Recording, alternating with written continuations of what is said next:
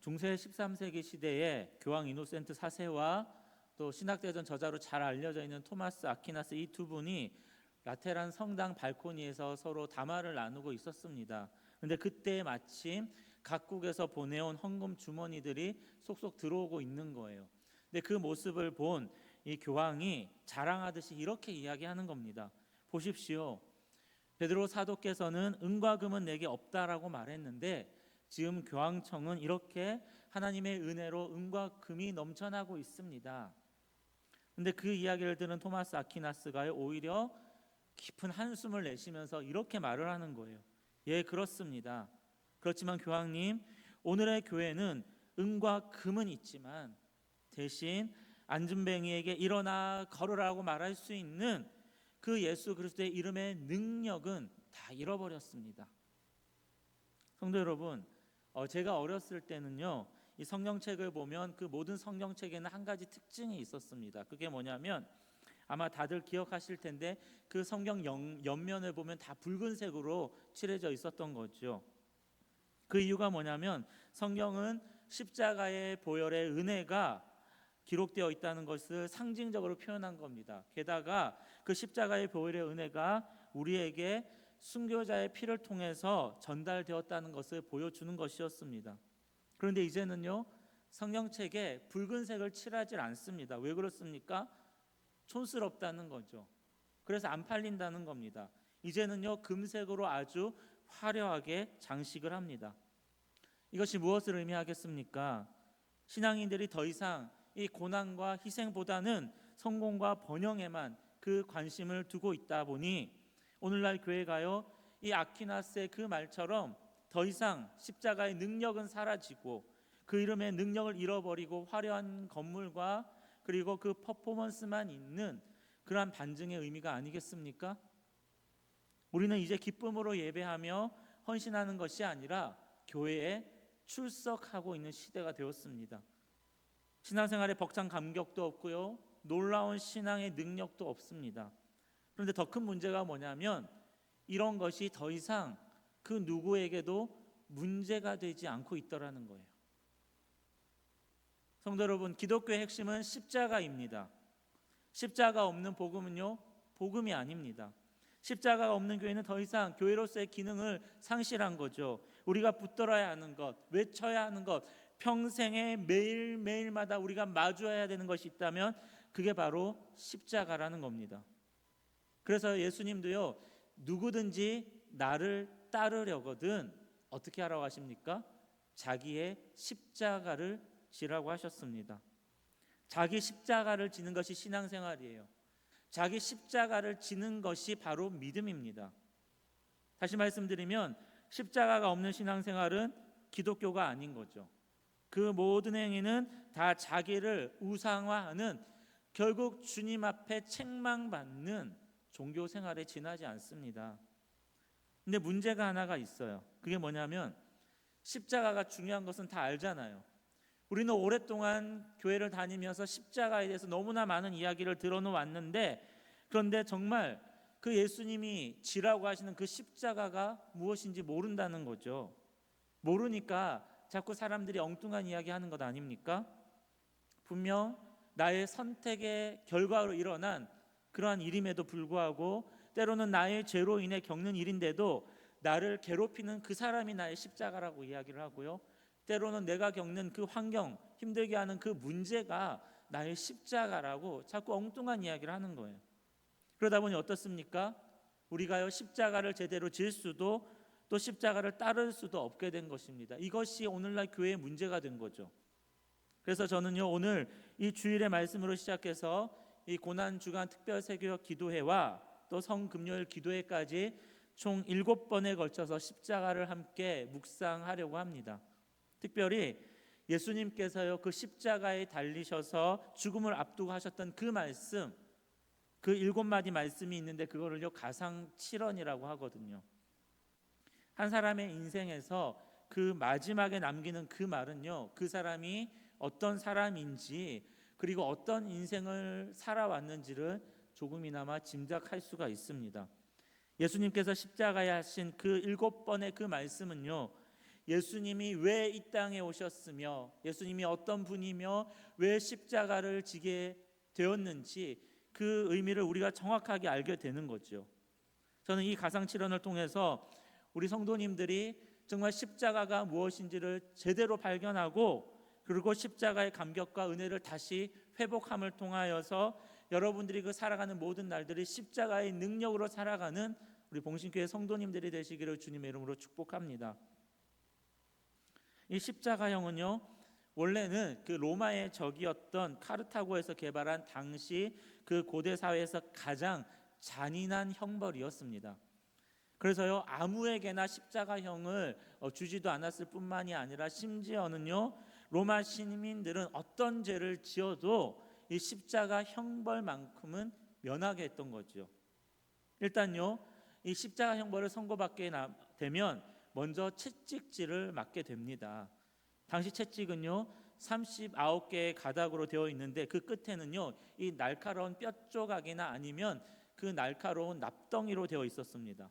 그러다 보니까 이 채찍질을 맞을 때마다 어떻게 되냐면 그 살점이 살에서 한 움큼씩 떨어져 나가는 거죠. 심하면 척추나 다른 뼈의 일부분이 드러날 정도입니다. 근데 이 심한 매를 40대나 맞아야 되는 거예요.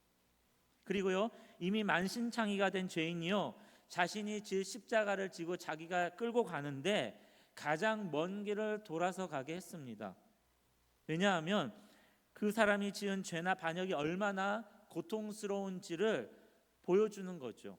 그러면서 사람들이 보면서 그 사람을 향하여 침을 뱉고 때로는 돌을 던지면서 계속 조롱하고 희롱을 하는 거죠. 그런 엄청난 수치를 당하게 됩니다. 그래서 이제 형장에 도착하면 십자가 이제 못을 박는데 근데 손바닥이 아니라 손목에 박게 돼요. 왜냐하면 손바닥에 박으면 그 손이 찢어지는 경우가 일어나니까 손목에다가 못을 박습니다. 이 과정에서 보면 이 손목의 동맥이 파열이 되는 거예요. 그리고 손과 발에서 피와 물이 다 쏟아져 나옵니다. 그런데도요 참 사람의 목숨이 질긴 것 같아요. 죄인이 죽지를 않아요.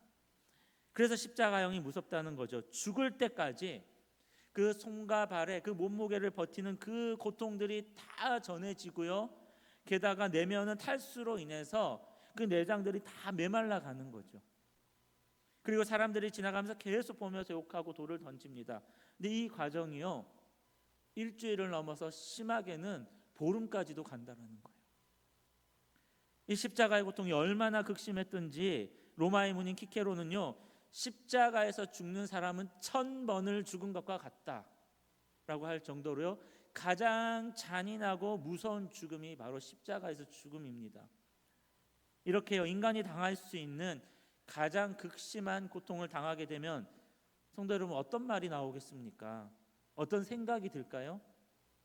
예수님도요 100% 인간의 몸을 지니셨기 때문에 아마도 이러한 고통 속에서 비명이 터져 나오지 않겠습니까? 아니면 그 마음으로 아무런 죄가 없기 때문에 억울하다는 심정이 들 수도 있고요 너무나 심한 고통 속에서 이제 죽고 싶다, 나를 죽여달라 이런 생각과 말이 나오지 않을까요? 근데 예수님은요 이 극심한 고통의 상황에서 하신 첫 말씀이 오늘 뭐라고 되어 있습니까? 누가복음 23장 34절에 보니까 이에 예수께서 이르시되 아버지 저들을 사하여 주옵소서 자기들이 하는 것을 알지 못함이니이다 하시더라. 성도 여러분 반드시 기억하십시오. 기도의 자리가 아니고서는요 이걸 경험할 수 없는 거죠. 이에 이르시되 고통 가운데서 가장 주님이 하신 말이 뭡니까? 기도라는 거예요.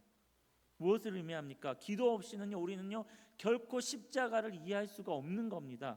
기도 없이는요 그 십자가의 보혈도 은혜와 감격도 그 십자가의 어떤 능력도 우리는요 단 한순간도 경험할 수 없는 거지요. 기도하지 않으면 결코 이 고난 주간에 그 말씀하시는 십자가가 여러분의 것이 되지 않는다라는 겁니다. 성도 여러분 반드시 기억하십시오. 기도의 자리가 아니고서는 기독교의 핵심이잖아요. 이 십자가를 여러분들은 알 수가 없습니다. 알 수 없는데 어떻게 구원받습니까? 예수님의 이런 기도는요 어떻게 가능했을까요? 극한의 상황에서도 어떻게 이렇게 기도를 할 수 있습니까? 보통 대부분 힘들면 어떨까요? 내가 고통을 받고 누군가가 나에게 침을 뱉고 조롱한다고 여러분들이 그 상황에 있을 때에 비방의 말을 한번 들어보십시오. 그때 여러분들은요 어떤 반응을 보입니까? 대부분 부부관계, 직장관계 아니면 자녀들을 대할 때도요 교회 안에서도 나를 힘들게 하거나 고통스러운 상황 속에 우리는요 상대방보다 더 소리를 지르거나 감정으로 대하게 되잖아요. 그런데 주님은요 기도하시더라고요. 이게 어떻게 가능하냐 보니까 예수님의 기도 습관 때문이라는 겁니다. 누가복음 22장 39절 이하를 보면 예수께서 나가사 습관을 따라 감람산에 가심에 제자들도 따라갔더니 늘 습관을 따라 기도하셨다라는 거예요. 그곳에 이르러 그들에게 이르시되, 그 다음에 뭐라고 되어 있죠? 유혹에 빠지지 않게 기도하라 하시고 그들을 떠나 돌 던질 만큼 가서 무릎을 꿇고 기도하여. 예수님이 제자들에게 하신 게 뭐냐면 유혹에 빠지지 않도록 예수님은 이미 기도의 습관을 가지신 거죠. 그래서 십자가의 형벌을 앞두고도 기도하신 거예요. 유혹에 빠지지 않도록. 우리가 기도해야 하는 이유 중에 하나는요, 물론 우리에게 필요한 우리의 능력으로 해결할 수 없는 많은 기도 제목들이 있습니다. 그런데요, 그것보다 더 중요한 게 뭐냐면 우리가 먼저 어떤 상황에 놓였을 때 감정적으로 실수하지 않도록, 때로는 세상의 유혹과 물질과 성적인 그 타락 앞에서 그 유혹에 빠지지 않기 위해서 기도하라는 거예요. 예수님이 그래서 기도하셨다라는 거예요. 십자가의 고통 속에서도 비방당하는 그 사람들을 같이 비방하는 그 유혹이 들 수 있는데 그 전에 이미 기도를 하신 거죠. 유혹을 이기기 위한 습관의 기도가 결정적인 순간에 여러분들의 입술을 지킬 것이고요, 마음을 지킬 것이고요, 여러분들의 몸과 그 행동을 지킨다라는 겁니다. 그리고요, 예수님은 이제 기도를 하시죠. 가장 고통스러울 때 기도했는데 그 첫 마디가 뭐라고 되어 있습니까? 아버지라고 해요. 아버지. 근데 이게 기도더라고요. 아버지라고 하는 게. 기도는 뭐냐면 늘 우리의 시선을 아버지와 맞추는 거예요. 유혹의 순간에 내가 눈앞에 있는 나를 화나고 힘들게 하는 그 사람과 눈을 맞추는 게 아니라 나를 넘어지게 하는 그 환경과 성적인 타락과 물질과 그것에 내 눈을 맞추는 것이 아니라 그것이 내 앞에 다가올 때마다 누구와요? 아버지와 시선을 맞추는 것. 아버지와 시선을 맞추면 우리는요 유혹을 이겨낼 수 있는 거죠. 아버지와 시선을 맞추면 내 안에 일어난 격동적인 감정이 사라진다는 거예요. 추스릴 수 있는 거죠. 그리고 무엇보다 이 아버지와 시선을 맞추는 기도만이 우리가 십자가를 온전히 지게 하는 능력과 동력이 되더라는 겁니다. 그렇게 예수님은요 아버지라고 기도를 시작하셨어요. 그리고 그 십자가에서 그 예수님의 첫 기도 제목이 뭡니까? 저들을 사하여 주옵소서. 이 기도가 가지는 가장 중요한 의미가 뭔지 아십니까? 이게 십자가의 본질이었기 때문이에요. 십자가는요 용서입니다. 다시 말씀드리면 기독교 신앙의 가장 중요한 본질, 그 신앙의 첫 출발이 어디서부터 시작되냐면 용서에서부터 시작되는 거죠. 예수님이 이 땅에 오신 이유는요 우리를 용서하기 위해서 오셨다라는 거예요. 많은 사람들은요 이 예수님이 오신 이유를 착각하고 있더라고요. 마치 병든 자를 치료하는 의사로 착각을 합니다.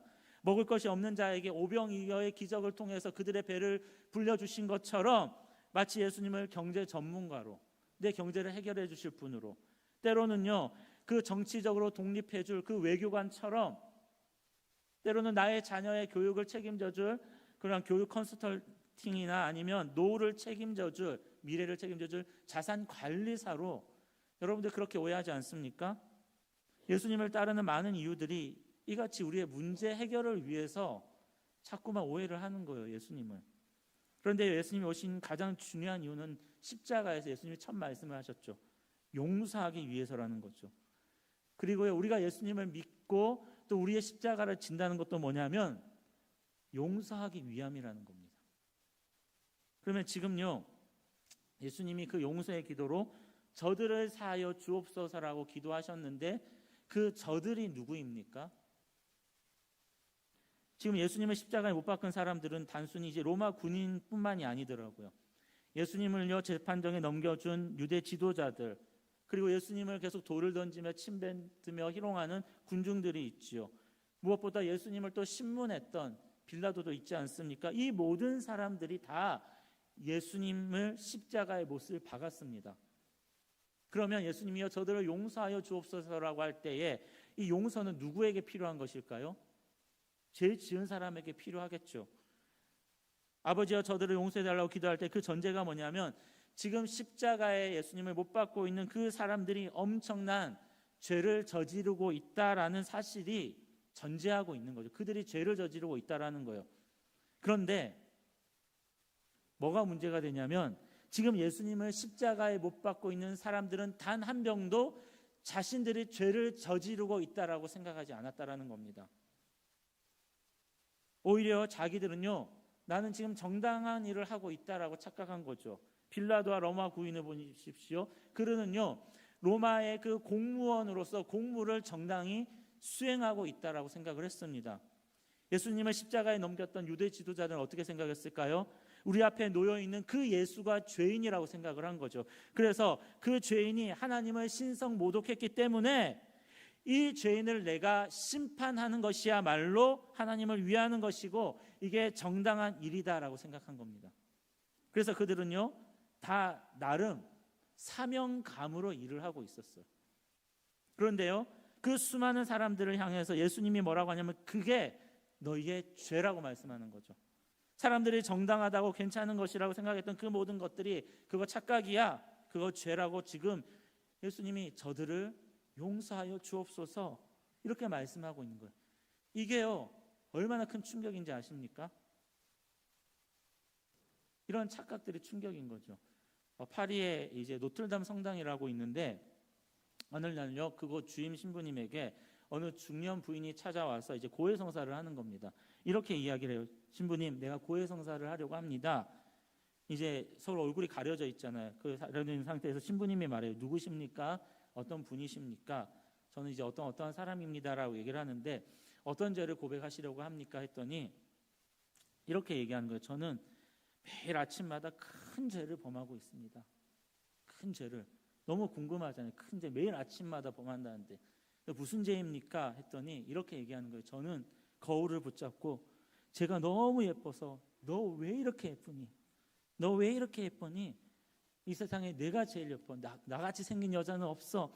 이렇게 매일 말하는데 제가 너무 자랑하고 싶은 이 마음이 교만입니다. 신부님, 제가 너무 예쁜 게 저의 가장 큰 죄입니다. 회개합니다. 이 얘기를 들었더니 어떨까요? 신부님이 너무 궁금하잖아요. 그 얼굴이 너무 궁금해가지고 살짝 그 커튼을 열어서 얼굴을 본 거죠. 그리고 이제 딱 커튼을 닫고 이렇게 말했습니다. 자매님, 걱정하지 마십시오. 착각입니다. 참 웃으라고 한 이야기지만요, 우리가요 이 땅에 살아갈 때 가장 신앙생활의 문제가 우리가 이렇게 착각할 수 있는 거죠. 솔직히 우리 중에, 여러분들 중에 대놓고 내가 죄를 짓겠다라고 저지른 분들 있으십니까? 한 주간 동안 그렇게 죄를 저질러 오셨나요? 사람들은 자기마다 하는 행동들에 다 이유가 있습니다. 모르기도 하지만 때론 죄가 아니라고 생각하고요, 대부분 다 이유가 있더라고요. 그렇지 않습니까? 이유가 있으니까 내가 죄인이 아니라고 생각을 하는 거예요. 로마 군인처럼요, 일하다 보면 어떻습니까? 술 마시는 자리 피할 수 없다라고 이야기하잖아요. 주의 성수 어쩔 수 없이 지킬 수 없다라고 얘기해요.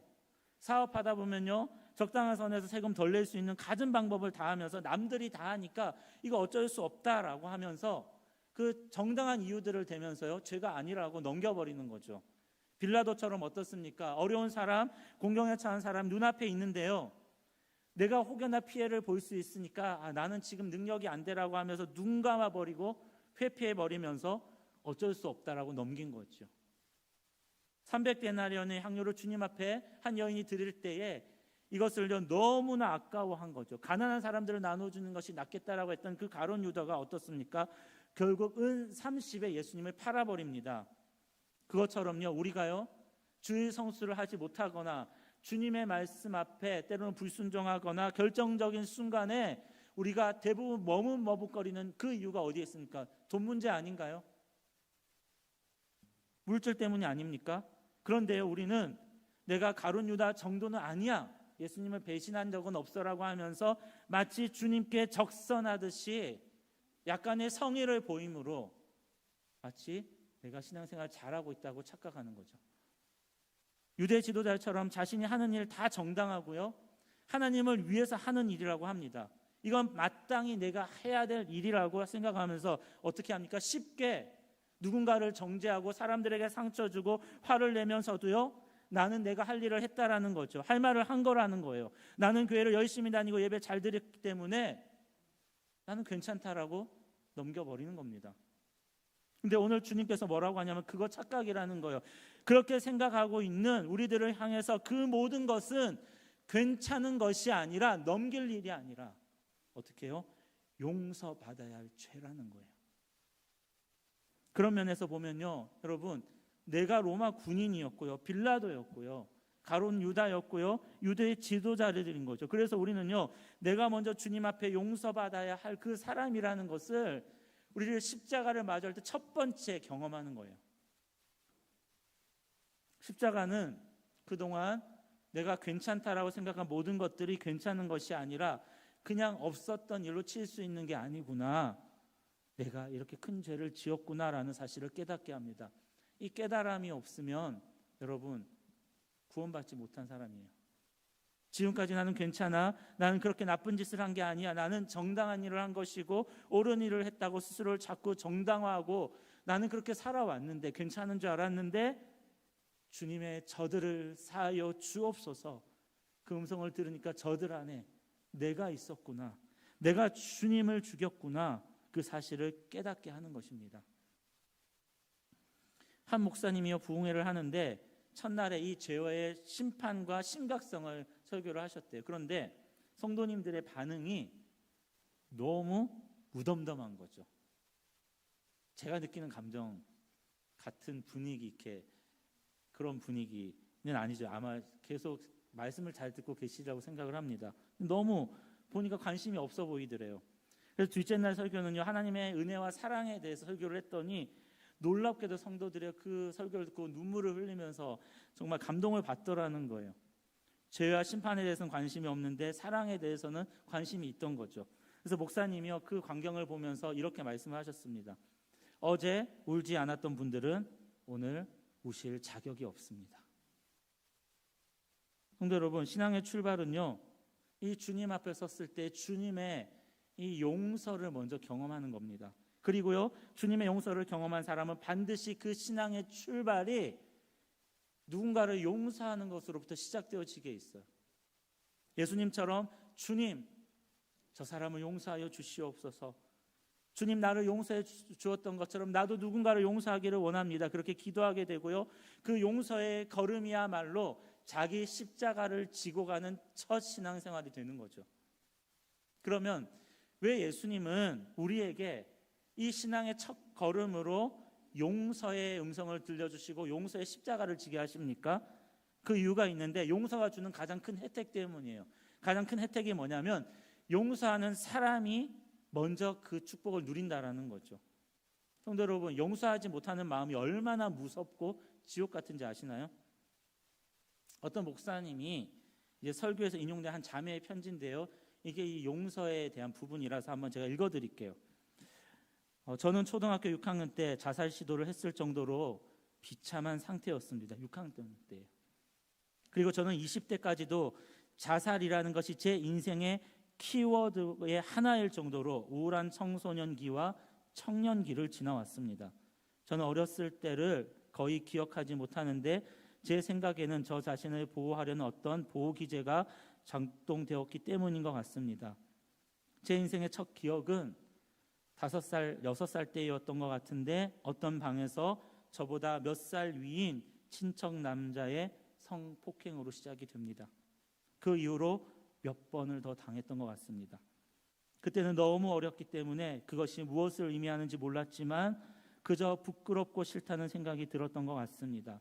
그러다가 사춘기가 되면서 몸과 영혼에 새겨진 기억이 성폭행이었다는 것을 깨닫고 몸을 얼마나 씻었는지 모르겠습니다. 그리고 매일 떠오르는 수치스러움과 분노에 그 사람을 죽이고 싶다는 생각도 했었고, 어떨 때는 그런 제 자신을 보면서 내가 악마 같다는 생각이 들었습니다. 친척 모임 때마다 그 더러운 얼굴을 보는 것이 너무나 괴로웠습니다. 성도 여러분, 한번 생각해 보십시오. 가장 아름답게 사랑받고 꿈으로 벅차야 할 그 시기에 온통 내내 자살이라는 생각밖에 떠오를 수 없는 이 자매의 마음의 그 괴로움과 그 상처, 저는 감히 상상이 안 되더라고요. 그런데요, 이처럼 이 마음속에 미움이 가득했던 그 마음속이 있으니까 어떻습니까? 판단력과 이 감정이 완전히 다 망가져 버린 거예요. 아무리 피곤해도요, 망가진 마음이 때문에 잠을 이루지 못하는 거죠. 맛있는 음식이 눈앞에 있어도요, 입맛이 없습니다. 산이나 바다나 아름다운 그 경치를 봐도요, 눈앞에 들어오지를 않아요. 미워하는 마음은요, 이처럼 그 어떤 환경도 지옥으로 만들어버리는 거예요. 무섭죠. 이토록 암울한 인생을 살고 있는데 놀랍게도 이 자매를 주님이 만나주신 거예요. 계속 한번 들어보십시오. 다행히 저는 하나님의 철저하신 계획과 인도하심으로 인생의 대변환점이 되어준 좋은 크리스찬 친구를 만났습니다. 그 이후 저 시선이 제 속에 있는 분노와 수치스러움에서 주님을 향한 믿음과 미래를 향한 열심으로 바뀌게 되었습니다. 그러면서요, 한 사람을 인용해요. 이 용서의 화신이라는 이 넬슨 만델라 대통령이 했던 말을 인용합니다. 이 말이에요. 감옥문을 나선 뒤에도 계속 그들을 증오한다면 여전히 감옥에 있는 것과 다를 바 없다는 생각이 들었다. 자유롭고 싶었기 때문에 증오심을 내려놓았다. 이게 넬슨 만델라 대통령의 이 말인데, 이 말을 인용하면서 저는 아직도 파편 때문에 그것이 저를 찌를 때마다 눈물이 나고 가슴이 옥죄어오지만 죄 없는 자신을 감옥에 넣어 수많은 고생의 구렁텅이에 빠뜨린 그 적들을 향해서도 용서와 화해를 선포한 넬슨 만델라처럼 저도 그 상처에서 자유하겠다고 선포하려고 합니다. 그것은 저의 힘만으로 할 수 없는 일이지만 또다시 하나님의 능력을 붙들고 매달릴 수밖에 없는 것 같습니다. 이제는 훌훌 털고 일어나 같은 아픔을 가진 사람들을 어떤 방식으로든 도와야겠다는 생각을 하게 되었습니다. 하나님께서 선물해 주신 저의 안정된 생활을 저만 향유하는 것이 아니라 같은 상처를 가진 다른 사람들을 위해 쓰고 싶습니다. 성도 여러분, 이 자매처럼요, 예수님이요, 우리의 죄를 대속해 주신 까닭은 죽음의 심판을 면하게 한 것도 있지만, 그것도 중요하지만, 그러나요, 우리가 더 이상 죄인이 아니기 때문에 하나님께서 하나님의 자녀로서 우리의 생애 날들에 허락하신 수많은 그 축복들을 한껏 살아내게 하시기 위해서 용서의 말씀을 먼저 하신 거예요. 용서는요, 우리의 삶을 하나님 앞에서의 삶으로 향유하면서 이 땅에 우리가 온전한 자유 속에서 마음껏 기뻐하면서 자유하게 살도록 하는 하나님의 선물이었던 겁니다. 그래서 용서는요, 상대방을 위한 게 아니라 나의 행복을 위해서 주님이 하게 하신 거예요. 그런데 이 용서가 머리로는 알지만 너무나 어렵지 않습니까? 용서를 연구하는 학자들이요, 이 세상에서 가장 힘든 게 있다면 그게 용서래요. 인간의 정서를 연구하는 학자들에 보니까 이렇게 얘기하더라고요. 다른 사람들이 내게 상처와 이 모욕감을 주면 어떤 일이 일어나냐면 몸 안에서 온몸으로 그 신경 물질이 막 그 분비되면서 이 혈관을 통해서 뇌로 올라가는 거죠.